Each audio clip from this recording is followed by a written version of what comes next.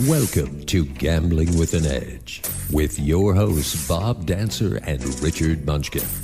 Bob Dancer is America's premier video poker writer and teacher.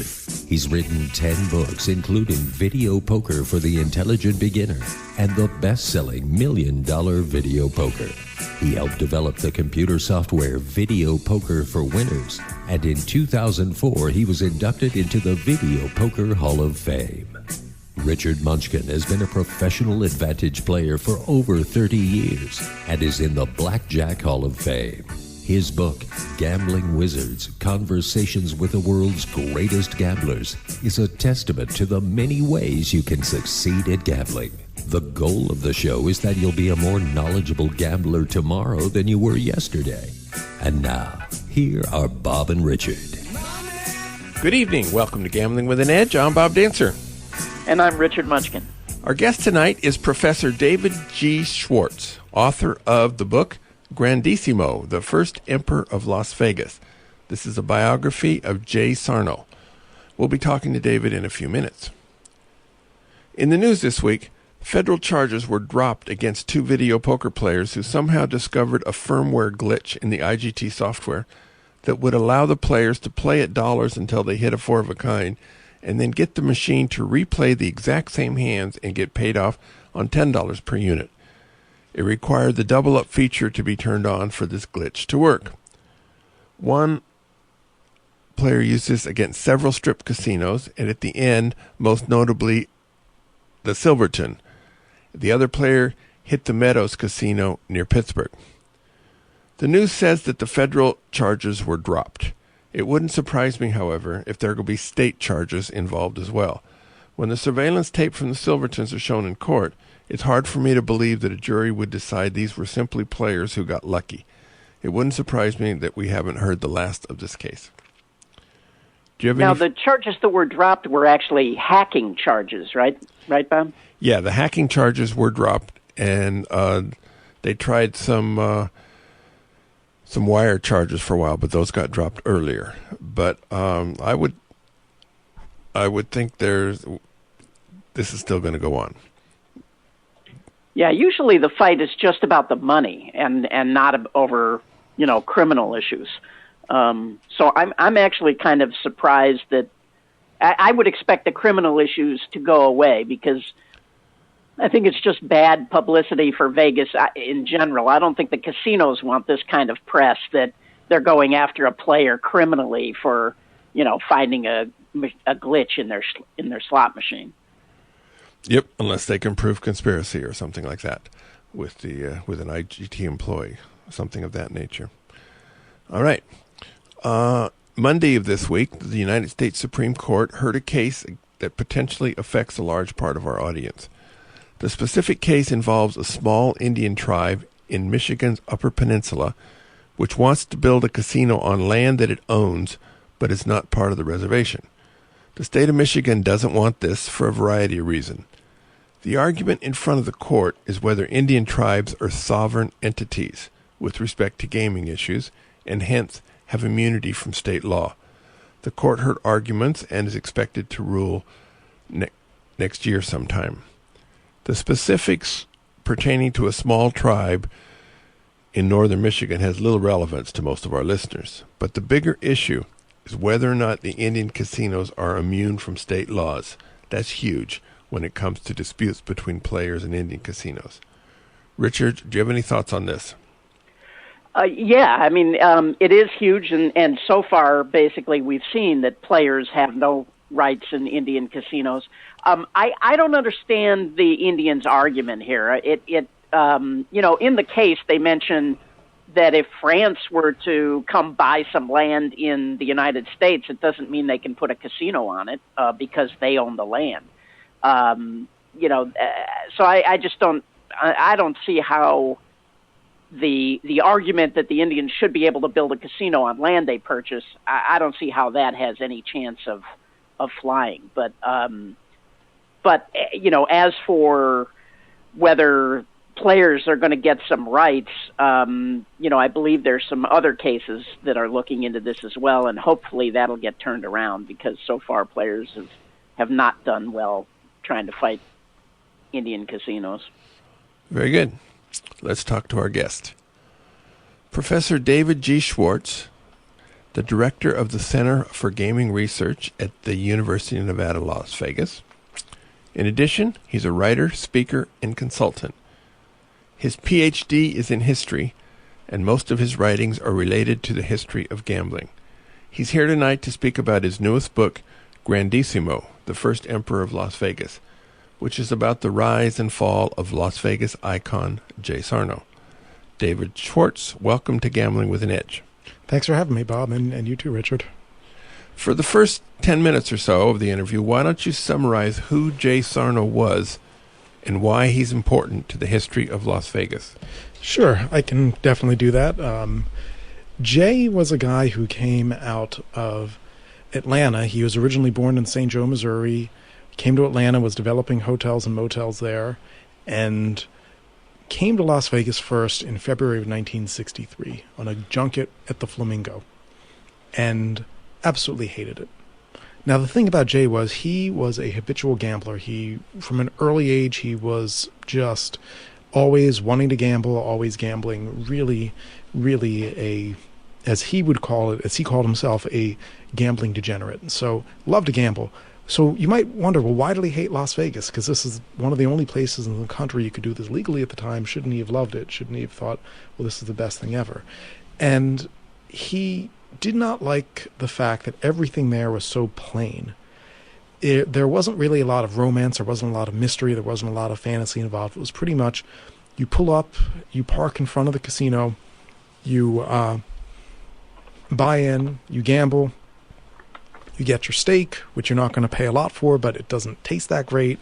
You see a show, maybe you meet a girl, but it's really kind of very basic stuff, not very exciting.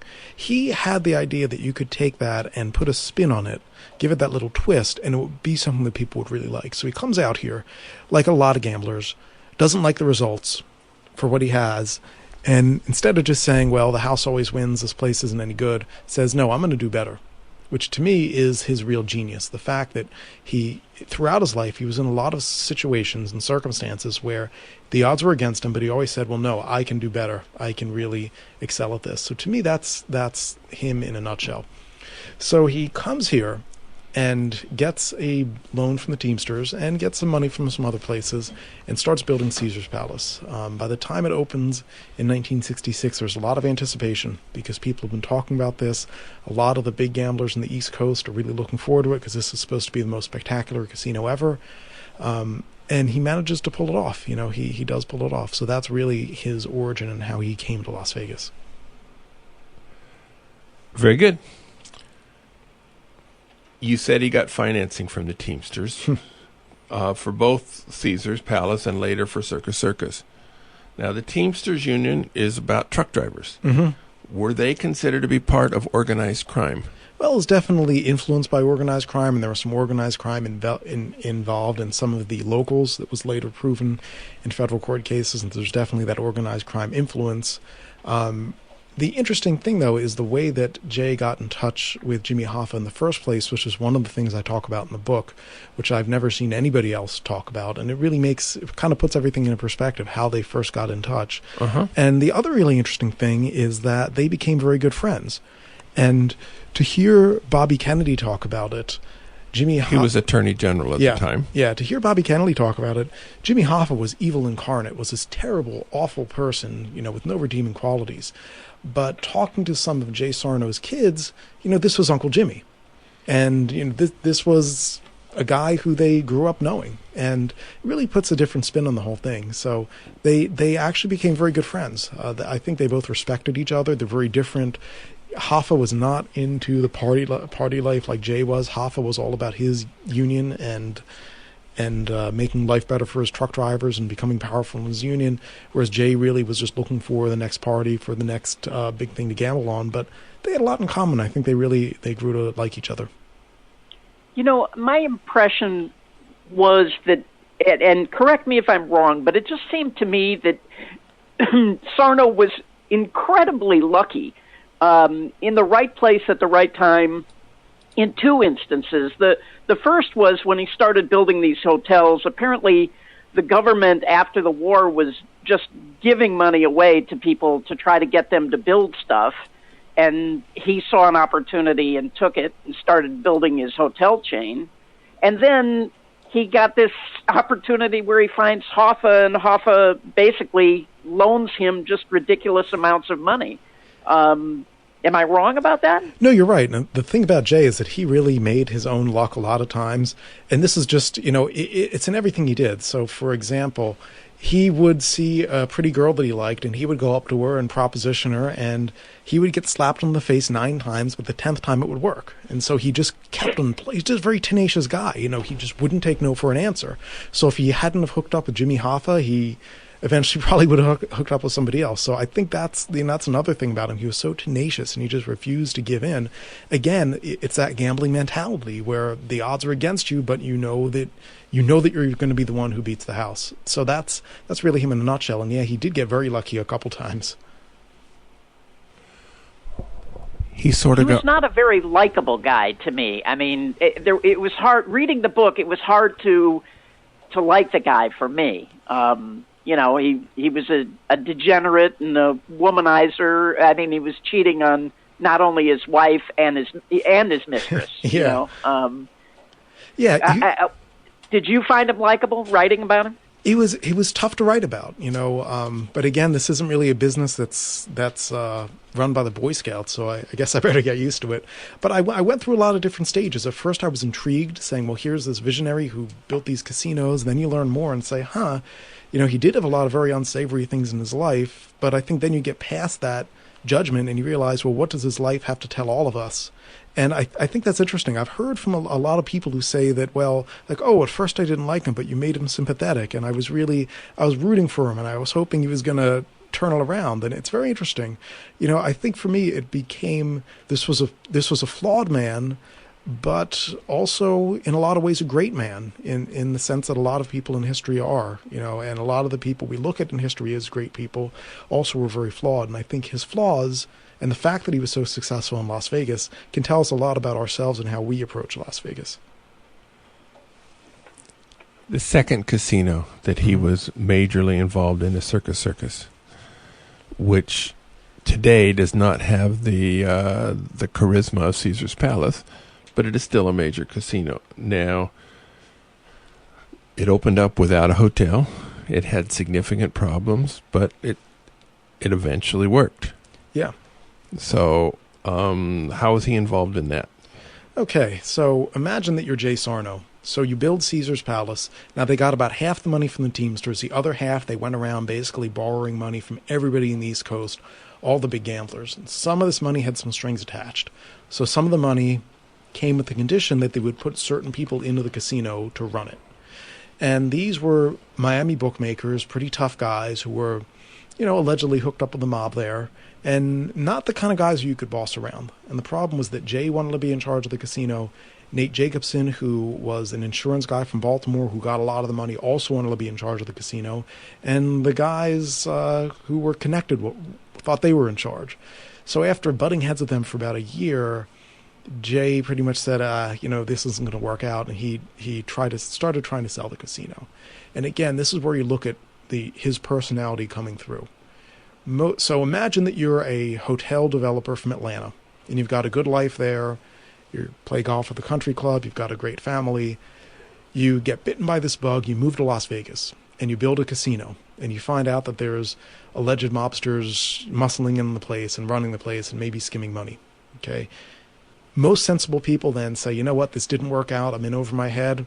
I'm going to move back to Atlanta. I'm going to call Jimmy and say, Jimmy, can you give me a loan? I want to start a laundry business or a pencil store or something like that. Jimmy might have been in jail at this point. Yeah, but Alan Dorfman was still out, so it's not inconceivable that he could have gone back to Atlanta and gotten. He would have been okay. With the friendships he made with Jimmy Hoffa and then Alan Dorfman, he would not have needed asked twice. So most sensible people would have said, well, I'm going to get out of this. I'm going to get out of this business. It's not doing it for me. Jay, though, says, you know what? Screw this. I didn't do it right this time. I'm going to do it right next time. I'm doubling down. I'm going to build another casino. So I'm going to get out of this one. I'm going to build another one. that, to me, that's what makes him such an exceptional person. And the ironic thing that we know now is, so he's got these Miami bookmakers in there. Again, these are rough guys. One of them went to jail for allegedly fixing the, I think, 1948 NFL championship game, or trying to. So tough guys. Build Circus Circus. Within a couple years, you've got a guy named Tony Spilatro, who's supposedly managing the gift shop, but he's really watching the skim in the count room. So you go from these Miami bookmakers to probably the most feared guy in the history of the Chicago outfit. So out of the frying pan into the fire, that was Jay. Always trying to get the edge, but sometimes the edge getting the better of him. I don't think people realize what a really crazy place Circus Circus was when it opened. So why don't we talk about some of the things that Circus Circus was doing, or that Jay wanted to do when it first opened? Yeah, it's pretty crazy, and people have seen the movie Fear and Loathing in Las Vegas, read the Hunter S. Thompson book, seen that movie with Johnny Depp in it, and there's a scene where Johnny Depp goes into this casino that's obviously modeled very closely in Circus Circus, and it's very psychedelic, and he's under the influence of a lot of drugs.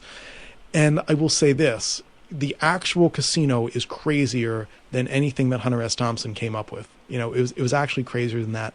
And there's a part in the book where I have Jay narrating what's going on in the casino. So he's saying, well, you walk in and you see a girl changing into a gorilla, and then you see a guy jumping 60 feet into a sponge. Then a Highland marching band comes by. Then you see these acrobats. And, here we have the place where you can get everything you want to eat for $1.50. And then here we've got a store where you give your money to the monkey, and the monkey will get you the merchandise. And then we've got a monkey, and when you win, he jumps up and down, and when you lose, he cries for you. It was just insane stuff that nobody could believe. So, it was absolutely wild. It was absolutely wild. And one of his ideas was to have topless shoeshine girls? Yeah, and again, this was a guy who I think the other thing about Jay is that he was a guy who didn't believe in boundaries. So he had children, and he liked to see his children having fun with the bumper cars and things like that. So he's like, all right, well, we'll have this midway, and we'll have the kid stuff, but then we'll also have the nudie shows and stuff like that. And one of the ideas he wanted to do was to have topless shoeshine girls. Because think, well, what guy wouldn't like having a shoe shined and the girl's not wearing a shirt? Gaming Commission said no. So the Gaming Commission kind of reeled him back in on that one. But it just shows the way he thought that everything was revolving around pleasure and breaking rules and having absolutely no boundaries. Yeah, I had a friend who was a dealer at Circus when it opened. And when it first opened, there was no roof over the casino, so the circus acts were going on literally over your head. But he one of the stories he told me was they had this baby elephant that they would bring down into the casino, and they had trained the elephant to throw dice. And but the dealers and bosses loved to do this, apparently, because when the elephant would throw the dice, he would blow snot all over the people on the table. And the dealers and bosses apparently found that quite amusing. Yeah, and he had so many ideas about what to do and things like that, that on paper seems like a good idea, but he would, at least he would try it. And he said, during his trial, which we'll get to, he said a line that struck me as great. I had this idea at Circus Circus. It wasn't such a good idea, but there's no bad ideas when you think of them. You have to try them first, then you find out if they're good or bad. So I think that was him. Definitely Tiny the elephant was probably more trouble than she was worth, but it was something he really believed in. Well, another idea that he tried, you talk about in the book, that didn't work was he charged people to get into the casino, right? When it first opened? Yeah, and he did this, he did this because the circus acts were free, and he didn't want everybody bringing their families and just watching the circus acts and not gambling, so he figured charging admission would ameliorate that. He did run into a lot of problems. Nobody was used to it. The cab drivers got really mad because they would get tipped in... they would get paid in chips, and they would come to redeem the chips, and they would try to charge them $2 to get in. And at one point, one of the more absurd scenes in the book for me is there's this near riot of cab drivers in front of Circus Circus. So, you've got Jay Sarno trying to conciliate this average angry mob of cab drivers. So it's just incredible, trying to do the right thing, how many people he was able to get upset at sometimes. My friend who was dealing there at the time, and you go into this in the book, there was a massive skimming operation going on where they would fly these junkets in from New York and maybe Philly and somewhere else.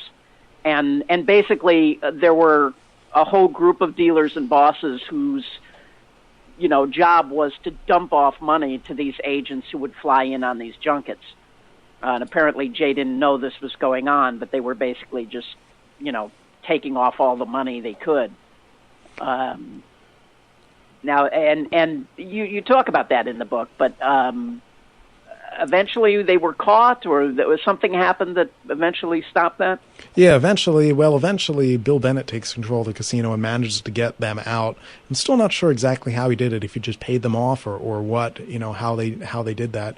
But it is an interesting question. There's obviously skimming going on there. Later on when Carl Thomas testified at his trial, he testified that it was happening. So it's obviously happening, to the extent that Jay know about it. That's something I had to speculate about. A lot of times he said stuff like, well, we're not making money, so you can't skim because we're not making money. And I did read the transcripts of some of the wiretaps where he was talking and didn't know that he was being recorded, and he seems to indicate there that he didn't know that there was any problem with that, and he just thought it was bad luck and people not coming in. So it's very interesting. He's kind of caught between a rock and a hard place there. You mentioned a trial. He tried to bribe an IRS agent or something of that nature. Yes. And how did that work out? Well, this is interesting. So he's got a couple of tax cases going on. He's got appeals. He believes that he's owed money back, about $500,000 in total. And he is trying to get this money. He was trying to get this money for years. And here's where there's a difference of opinion. According to him, an IRS agent approached him and said, I know you've got this appeal. It's going to be denied. And furthermore, we're going to bring a criminal complaint against you. Now, the backstory of this is that ever since about 1958-59, when the Atlanta Cabana opened, which was Teamster financed, Jay had been in the crosshairs of the IRS. They'd gone through his records every year. When Circus opened, they pretty much set up shop. They actually took one of the conference rooms in their executive offices and set up a branch office of the IRS in there to save them the trouble of bringing down all of the receipts and things like that. And they were looking at receipts for everything, things that cost $10, they were demanding receipts for. So they were just subjecting him to this incredible scrutiny for about 5 years, and they had nothing to show for it. Okay, now, according to the prosecutors, Jay at this point approached this agent and solicited him and said, I'm going to pay you a bribe to get my refund and to get you guys off my back. And the agent said yes. According to Jay, he was actually entrapped, where the agent said, look, if you don't give me this money, I'm going to make sure this goes against you. I've been here for 18 years. I can make anything stick. So that's the difference of opinion. The great thing at the trial is that Jay was represented by a young attorney named Oscar Goodman. I've heard of him. Yeah. And Oscar had a couple of big cases, some of them involving some of the bookmaker friends of Jay from Caesars. So Oscar had some big cases, but this was a pretty big one because you had the federal government coming into Las Vegas in the years right after Watergate, basically saying that Jay and his partner, Stan Mallon, had bribed this agent. So it was really the feds versus Las Vegas. So Oscar's got this problem, that they had wiretaps of Jay doing all kinds of crazy things. First of all, of Jay giving this agent the money, which they proved that Jay gave him the money. Second of all, of Jay doing things like threatening the agent, telling the agent how to launder money. It doesn't look good. Okay, so he doesn't look good at all. What happens is they're able to introduce enough reasonable doubt in the jury's mind that Jay was entrapped, that it's not such an open and shut case. Basically, they didn't have, the first conversation was not recorded because they met in the steam room at Circus Circus, which is a fascinating meeting there. And they were able to really raise the question of, was Sarno entrapped? And it also plays into the real us versus them attitude that had been going on in Vegas for a while there since the Kennedy administration, when they'd stepped up a lot of the wiretaps and stuff like that against the casino owners. There'd been sentiment about that. And also since Watergate, a lot of people were fearful of the federal government. So this was kind of the Oscar and Harry Claiborne, who was the other counsel, were able to really take these fears and put them in front of the jury. You know, I got the impression in reading it that he was entrapped, but you but you wrote it. I mean, was your gut feeling that he was entrapped, or do you think they just spun it that way? There's a couple of things. You know, I was skeptical at first, but there's a couple of things. You know, first of all, this guy, the IRS undercover agent, had been there for months and had never heard from Sarno until they had a third party tell Sarno, "You've got to call this guy. You've got to call this guy." So it was kind of I was kind of skeptical from that. Also, he had a lot of lawyers and accountants, and he had a lot of people working in this case, and they, you know, basically he had been trying to do this legitimately. Another thing, it later came out that there was it's kind of funny, you know, we've all heard the phrase, just because you're paranoid doesn't mean that everybody's not out to get you. You know, he really was the target of this government vendetta. It later came out that when Frank Fitzsimmons became president of the Teamsters, he made a deal with the Nixon administration, basically saying that in return for us giving Nixon support in his 1972 re-election, we're going to give you our enemies list and you target these people. Since Sarno was a Hoffa loyalist, he was on that list. So it's a lot of the stuff makes sense that maybe he was the target of this vendetta. It makes a lot of sense. Circus. I'm sorry. Go ahead, Bob. I was going to change subjects, and because the third casino that Sarno wanted to build was going to be called Grandissimo. Mm-hmm. It was going to be on industrial now called Dean Martin, approximately behind where the Mirage is now. Now, it was going to be very much like perhaps the current Wynn or the current Bellagio or the current Spectacular Casino. Now, Sarno died in 1984 before it could be built. Late in his life, Sarno was something of a persona non grata to the various gaming regulators and the federal government due to, among other things, his former ties to organized crime. Had Sarno lived, say, 10 years longer, do you think his casino would have been actually completed and opened? I think it might have been. You know, if you look at it, he really started seriously trying to get this built in 1979. And his problem was that, unlike Steve Wynn, who could talk to Wall Street and had Michael Milken to get the junk bonds to build Golden Nugget in Atlantic City and then later Mirage, Jay couldn't really speak that language.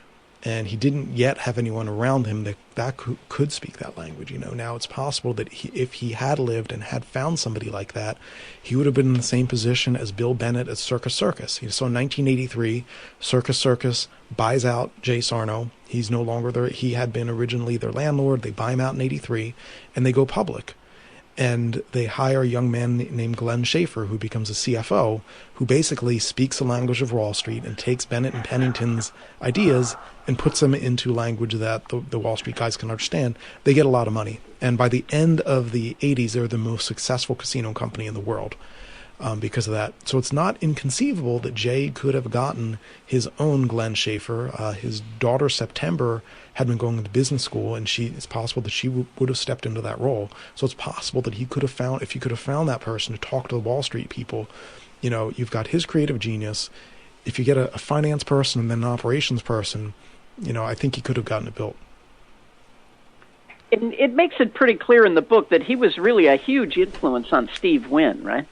Yeah, it's interesting too. You know, Wynn talked about how many times he talked to him. They had these long conversations about casino design. One of the most telling things is when I interviewed Steve Wynn, he told me about the time that he showed Jay his plans for the Hotel at the Golden Nugget in Las Vegas, and Jay kind of looked at him and kind of nodded and said, "Yeah, you know, I think you're getting it." And that really meant a lot to him. You know, 35 years later, he's remembering this conversation. And, you know, he saw that as the torch being passed and going from a Before that, it seems like it was a mentor-student relationship in some ways. The experienced guy telling the kid how the business goes, to really being peers. And, I really found that shift in the relationship. We kind of jumped ahead, but we didn't really talk about the opening of Caesars. One of the things I found interesting was Caesars was not ready to open on the day that it opened, right? Oh, yeah. I mean, the whole thing was a nightmare. There were so many things going wrong when that opened. It never should have had a successful opening. For one, you had this big national airline strike, so they had to get a charter jet to basically, it was the most incredible thing, picking up all of these huge gamblers in New York and Baltimore. Basically every big gambler in the East Coast is coming to this. So, I mean, just imagine the stories that must have been going back and forth in that plane as they're drinking and flying out to Vegas for this opening. The construction had been running behind. The furniture wasn't in the rooms. While people are going up to the rooms, they're bringing their furniture in with them to the rooms. It was just really wild. They barely got it open. And part of that was because they were so underfunded. It was so hard to get that money, which is one of the reasons why within, the next year after Caesars opened, they passed the Corporate Gaming Acts to open up the industry to the big corporations, because it became clear that these things are becoming more expensive, and the old networks of the wise guys just can't get that kind of money. Yeah, one of the things I thought was interesting was that back then they used to pack the furniture in literal popcorn, real popcorn. Yeah. So these boxes of furniture and lamps and everything out in the parking lot, the guys are basically eating the popcorn as they're moving the furniture into the hotel. Yeah, and to me, this is another moment that kind of showed Jay's personality in maybe a little bit of a more subtle way. You've got a guy, he's borrowed all this money, borrowed $19 million. The thing is not ready to open. It looks like it's going terribly. And he's just so calm. He's walking around the the parking lot eating popcorn. It's like, well, maybe it opens, maybe it doesn't. This is the thrill of it. There's another incident like that later on, too, that Oscar Goodman told me about, where as they're waiting for the verdict in his trial to come back, and you've got to understand that because Jay feared going to prison so much, he had had health problems and just knew that he couldn't get along with people in prison, he viewed going to prison as a death sentence. So he said, if I'm convicted, they might as well, put a needle in me because I'm dead. I'm a dead man if I get convicted. So they're waiting for the verdict to come back. And he says, well, Oscar, this is kind of boring. Let's go down to the Las Vegas Country Club. And we'll play 18 holes. I'll bet you're not going to beat me in any of them. And Oscar's thinking to himself, well, this guy's under a lot of stress. I'll beat him in one of them for sure. And Jay won all of them, beat him every time. And as Oscar said, backbone of steel. And coming from a man like Oscar Goodman, who's represented his fair share of rough customers and, has seen these guys under the worst possible kind of stress and duress, for him to place Jay in that category says a lot to me. One of the things that I'm happy about was that I got to eat in the original Bacchanal room at Caesars before it was taken out. But why don't you talk about what the original Bacchanal was like, and also about his idea with the piranhas? Yeah, and that's one of the funnier ideas. So originally the concept was you're going to have this ultra gourmet restaurant. You're not going to just have people coming and taking your order and bringing you the drinks. You're going to have wine goddesses. So they're not just waitresses, they're wine goddesses. They peel the grapes and put them in your mouth. They massage your temples. And again, this was Jay as, everything is around gratifying himself and gratifying other men. It was all about that. You were the Caesar, you were the center of attention. And, I'm sure some people were a little bit freaked out by that at first, but apparently it was a pretty compelling thing. For the executive chef, he hired Nat Hart, who had one of the most distinguished careers out of any Las Vegas F&B people. So very well-known guy. So he had the right person running it. And this was just a phenomenal restaurant. The thing about Jay, though, is that having it right is never enough. And so you've got a great concept with the wine goddesses. You've got Nat Hart making sure the food is phenomenal. You've got a great menu, giving them all the money they need. It needs something else. And he'd read that they used to have sacrifices to gods before Roman feasts. So the idea was, You're going to have a seating for dinner. When everybody's seated, you're going to have the guys in the gladiator outfits come out carrying a live piglet, above them in the litter, and they're going to throw that pig into a pool filled with piranhas, and the piranhas are going to strip the flesh from this thing, and this will be the sacrifice. Which is absolutely. It's horrifying. It's a horrifying thought to just imagine the thought of watching a living being be consumed by other animals alive. I don't know if I could sleep for a week, let alone sit down to a gourmet meal. But he thought, well, no, this is a spectacle and people will want this. And luckily they talked him out of that one. If our listeners want a copy of Grandissimo, how do they get it? Oh, there's a lot of places they can go for a copy. First, I would check grandissimobook.com. That has links to every place you can buy it online. Some of the places you can get a paperback book include Amazon, Barnes & Noble, and the Gamblers Book Club, and other places you can find online. The ebook is available in Kindle, Nook, Kobo, and iBooks format, so it's available in all those. And you can get all those links from grandissimobook.com. If you're in Las Vegas and want to buy a copy while you're in Las Vegas, there are copies for sale at the Gamblers Book Club, which is on Eastern. And there are also copies for sale at the Mob Museum. So there are plenty of places to get the book. And if you'd like it in your local bookstore, contact them. Go to grandissimobook.com. I've got the ISBN and all the ordering information there. They can order copies there, too. This isn't your first book. What other books have you written about the history of gambling that might appeal to players? Yeah, my first book was Suburban Xanadu, which looked at the evolution of the strip. It's more of an academic book and is definitely an academic price. I think it's about $50 for a paperback. So as great as that book is, until they bring it out in a lower price paperback, I can't really say, this is one to rush out and get. Also wrote a book about internet gaming and the Wire Act called Cutting the Wire, where I look at a lot of that stuff. That's good. Probably the most prominent one is Roll the Bones, A History of Gambling, which is out in a new casino edition. It focuses basically on the evolution of casinos from their origins up to today. Good. And when he came into the studio today, he brandished 2 copies of Roll the Bones, so Munch and I can each get a copy, and it's a good chance you folks are going to be hearing from Mr. Schwartz again in, February, March or so. Munch is a slow reader. We did have a listener question that I thought I would throw to you. So somebody wrote in to ask, have you thought of writing a historic guidebook to Las Vegas where you suggest places to go and see things and then explain the history of those particular places? Maybe here's where Frank Rosenthal's car blew up, or things like that. Yeah, I actually had been thinking about that and thought, well, maybe it's a little self-indulgent. Nobody's going to want to read this historical stuff that I find fascinating. People might not want to read it. I actually thought this was a great idea when I saw the question. Yeah, and I think that might be my next project. I'm looking at a couple different options right now, but that certainly seems like a good. I think there's a market for it. The tough thing about guidebooks is they're always changing, but I think if you keep more in the history, you can get around that. Great idea, though. Great. So that great question, and yeah, I'm seriously considering that. Although a lot of the places are sort of built over, so you can't get to them. Yeah, and I was thinking about this, so you can talk about the Rat Pack and all that stuff at the Sands, and then say, well, it's covered over by the Venetian now. But I think there's still enough of the historic stuff, especially when you get into downtown, that you could hopefully, get a nice little guidebook out of that.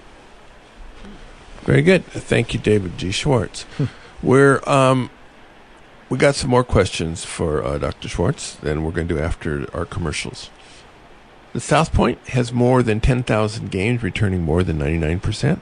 That's more than anybody else has.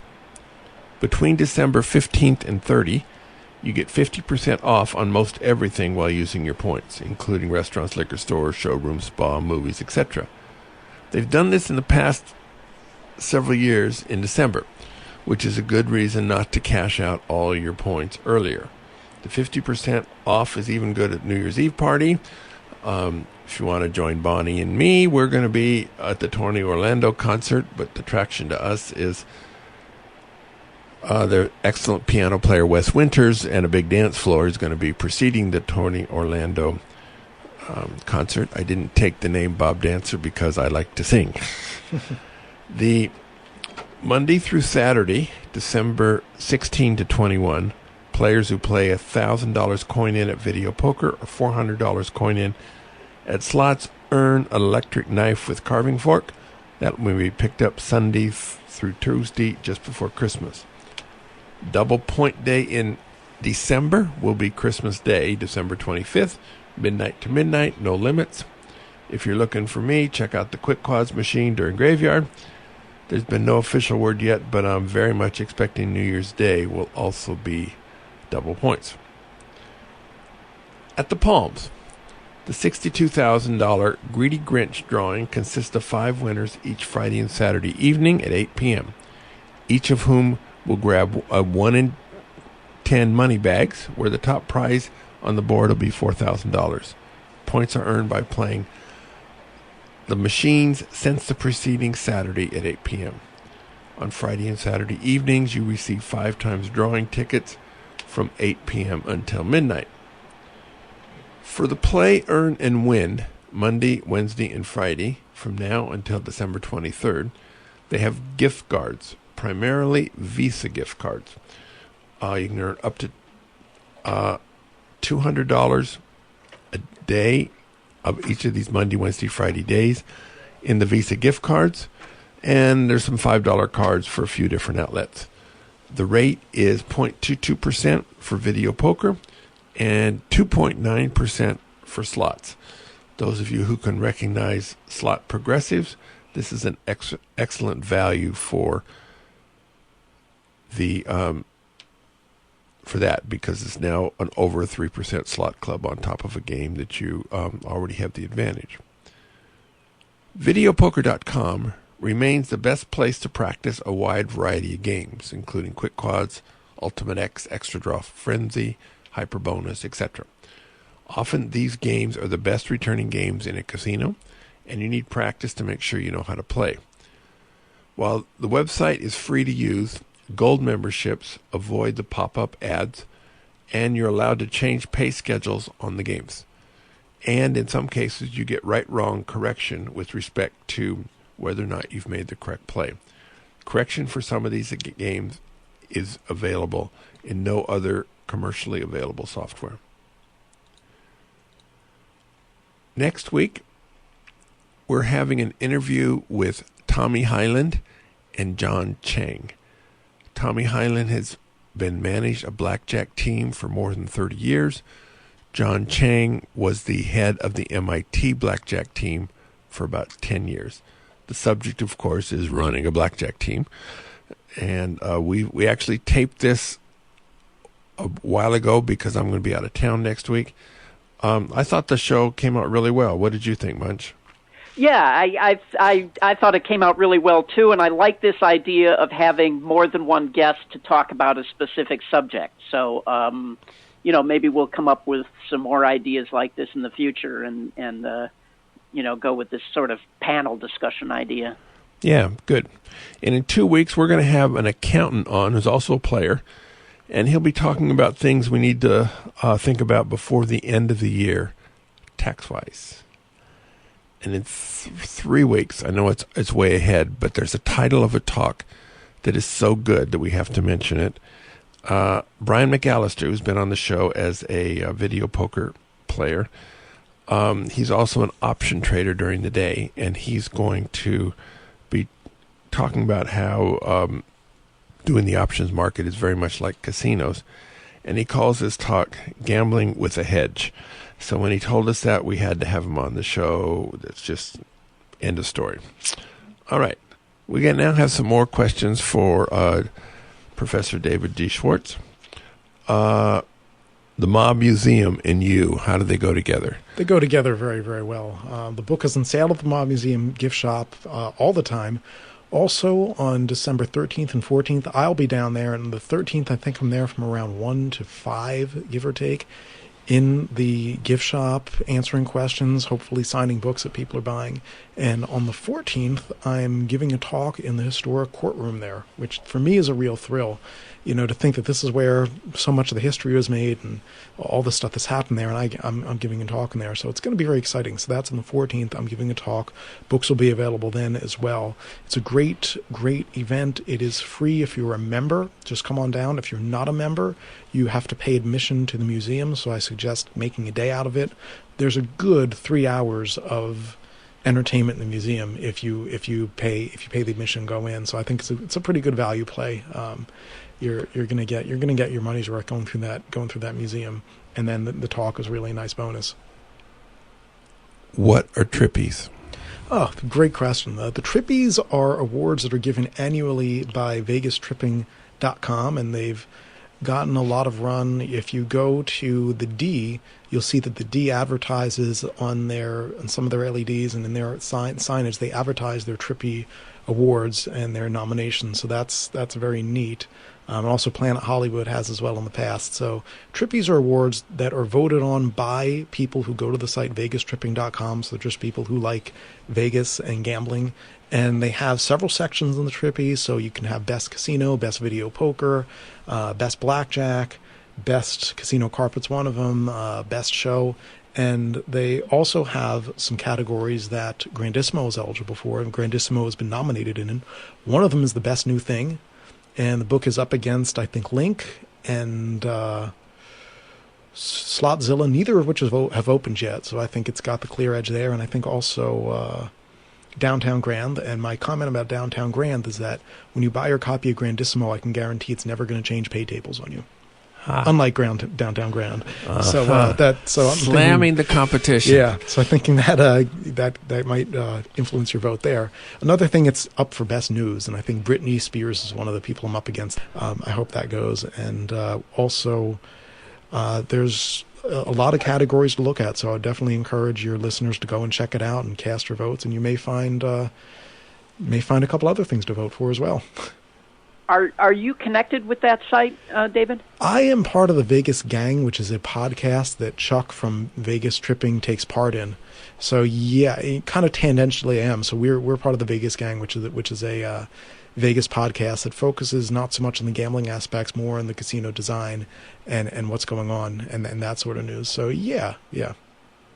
Tell us more about these podcasts. Are they available to our listeners? Yeah, if they go to VegasGangPodcast.com, they can get them, and we're always encouraging people to listen. We have a mix of us talking about the big news with what's going on in the casino design and the Vegas world, and we also have guests on. So it's very exciting, and it's a good chance for me to get to really discuss some of the issues in depth that I like to talk about as well. So it's a great podcast. Definitely suggest you listen in addition to this one, of course. Of course. We have a few minutes left, right, Bob? Yes, so, we have about 6 minutes left. I'd like to talk about Sarno's degenerate gambling, because when I first moved to Las Vegas, I went into the backgammon club and I got to meet Puggy Pearson, and I heard that he had won $200,000 that week playing golf with Jay Sarno, and this was 1977. So that was just an enormous amount of money. So can you talk about that? Yeah, there was a group of guys at the Las Vegas Country Club who Sarno really should have put them down as dependents on his tax forms, because basically these guys made their livings off of him for about 10 or 15 years. He knew he wouldn't gamble unless it was high stakes. And these were the only guys who had that kind of action in town. And he knew they were cheating him, but it didn't matter because he needed the action. He absolutely needed it. And he figured, well, maybe I'm a good enough golfer, because he actually was an excellent golfer. I'm a good enough golfer that I can get around them. And Evel Knievel, who I interviewed for the book just before he died, had some really good stories about stuff that happened with some of the folks down at the country club and him getting cheated. But, they basically would cheat him in anything. He was also a very good gin rummy player. And when he played, because he wore these thick glasses, because of the diabetes and his eyesight was getting worse, they were actually able to see his cards reflected in the glasses. So, he was just getting abused by these guys everywhere. And, without a doubt, over the years, millions of dollars that got transferred from Jay to them. I want to add that one of the guys who was taking that money from Sarno wrote a book called Ace Deuce. The guy's name is John Anderson. So he of course doesn't cop to the fact that he was cheating him, but it's a rather interesting book as well. Yeah, and I don't expect any of the guys who were involved to say, yeah, we cheated them, but talking to everybody who was around, it was pretty clear, and he knew it, and he said, there was one case which is one of my favorite stories in the book. So they're on the golf course. Jay's got Evil as his partner. The guys are still trying funny stuff. So Evil pulls out his gun and threatens to shoot him. Somebody calls the police. Ralph Lamb shows up. The sheriff, Ralph Lamb, who's legendary in Las Vegas, and says, look, boys, let's calm this down. These guys are cheats. Why are you playing with them? And Jay said, well, it's the only game in town. I can't get this action from anyone else. And he's like, well, then you got to tolerate it and, put the gun away. So it's, yeah, I mean, it was just complete degeneracy, and he just didn't care. That's the way Vegas used to be. Yeah. Good old days. Yeah, definitely. Now, you are, among other things, the director of the Center for Gaming Research at UNLV. And recently you gave a talk about investing in table game players. We have a lot of table game players listening to this show. So generally, what was your point of view in that talk about investing? It was a couple of things. It was looking at the trends for casino revenues. And you can see over the past 2 years or so, slots are weakening all across the country. They're not doing as great as they were. Tables are picking up steam. And, in the talk, I broke down the specific markets and how big they were, how big it was in different markets. So in some places, like in Reno, maybe they're only 15 or 20%. On the Strip, they're about 50%, so a lot bigger in the Strip. But everywhere, it looks like tables are gaining ground. I think the reason for this is that people can get that same slot product or experience pretty much anywhere. In a couple years, you'll be doing it on your phone. And it's the same thing. You don't need to be there to play the slot machine, but you do need to be there to play the table game and have that thrill. Online poker to me is a totally different game. It has almost nothing to do with playing craps or baccarat in a casino. So because of that, my advice to the casino managers was you need to look at what you're doing. You need to invest more in your table games players. Try to get more people to play table games while they're still in your casino, because in 5 or 10 years, if they just want to play video poker or slots, they're not going to need to be in your casino to do that. So that was my advice to them. Am I right that although table game revenues are rising, the game of blackjack is falling? Blackjack, it all depends on the jurisdiction, but in Nevada especially, blackjack has declined quite a bit from its heights. One of the reasons is the rise of baccarat, which is that huge game for high rollers. The other reason is a rise of a lot of the other games, a lot of the carnival games and things like that people are playing. So there's a lot of opportunities for people who want to invent new games, because those are also becoming more popular. Now, the New Jersey online gaming, which just opened up really recently, you can play baccarat online. You can play blackjack online. So it doesn't have the social aspect with other players at the table, but it is very much the same game. Yeah, but for me, the social aspect is so much of it. And if you go into, look in the high limit rooms in any casino and see what's going on there with all the kind of ceremony around the game, it's clear that these guys just aren't there to make money, to try to win money. They want something else. And this is what I told the table games managers too. I said, look, if your players just wanted to make money, they would just go, if they just wanted money, they would just go buy lottery tickets or something. They're not coming to you for money. I mean, they do want to win. They definitely want to win, but they're coming for you for something else, for that experience of being at the table game and playing that game. So you got to make them happy and decide what will keep them coming to you, because there's plenty of other places people can gamble. Lots of other places. Very good. We've been talking to David G. Schwartz, author of the book Grandissimo, The First Emperor of Las Vegas. Thank you, David. Thank you, Munchkin. Go out and hit lots of royal flushes, everybody. Good night. You've been listening to Gambling with an Edge with your hosts, Bob Dancer and Richard Munchkin. Subscribe to the show in iTunes, and episodes will be delivered to you automatically every week.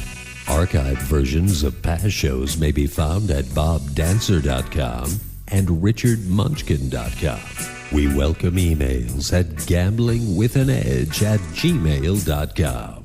Bob Dancer and Richard Munchkin are both available on Facebook and welcome your questions.